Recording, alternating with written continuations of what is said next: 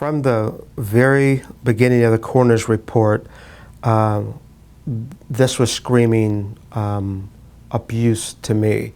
If someone says to me that they give me three different versions of any particular story, it starts to scream that the person is not telling the truth to me. If someone says a child falls down a set of steps and is critically injured, that's a red flag for me immediately.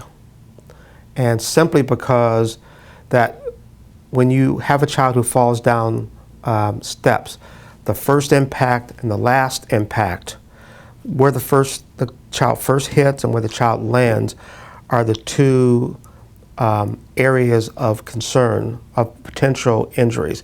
Everything else in between is pretty much inconsequential. Certainly, if a child falls down the steps, they can have a brain bleed. But when you also throw in that the child had marks around the neck, the child had human bites, massive injuries, that tells me that that's blunt force trauma, and often we see that in cases where children are abused.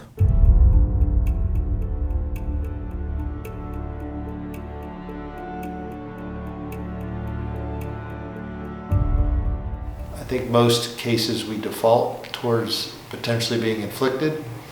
As he notes, let the court decide that case. That we don't do that.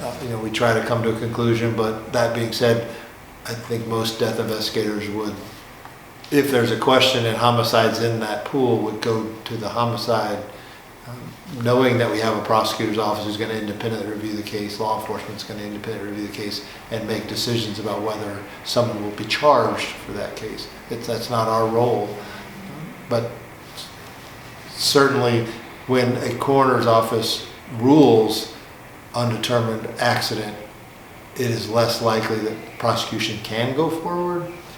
I would have called this a homicide with a comment. Could be other ways, just my opinion based on these factors, that it is a homicide.